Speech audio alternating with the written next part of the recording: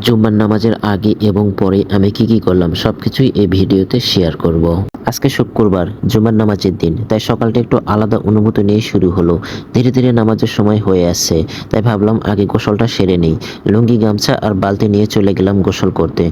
গোসল শেষ করে ফ্রেশ একটা অনুভূতি নিয়ে বের হলাম। ভেজা চুলগুলো ভালো করে মুছে নিলাম। এখন আমি পুরোপুরি নামাজের জন্য রেডি, কিন্তু এখনো আজান দেয়নি, তাই এই সময়টা নষ্ট না করে পিসি অন করলাম। কিছু এডিটিং কাজ বাকি ছিল, ভাবলাম নামাজের আগে শেষ করে ফেলি। কাজ করতে করতে হঠাৎ আজানের শব্দ কানে এলো, সাথে সাথে পিসি বন্ধ করে দিলাম। এরপর মসজিদে যাওয়ার জন্য প্রস্তুতি নিয়ে হাঁটতে হাঁটতে রওনা দিলাম।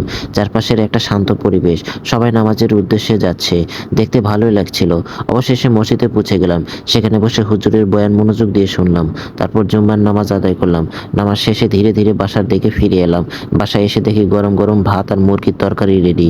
আর দেরি না করে খেতে বসে গেলাম। আলহামদুলিল্লাহ, অনেক মজা করে ভাত খাওয়া শেষ করলাম। এখন একটু রেস্ট নেওয়ার সময়, তাই সুন্দর করে বিছানা ঝেড়ে নিলাম। ভাবছি দুপুরে একটু ঘুমিয়ে নেব। জানালা বন্ধ করে আরাম করে শুয়ে পড়লাম। আজকের মতো এখানেই শেষ। আল্লাহ হাফেজ।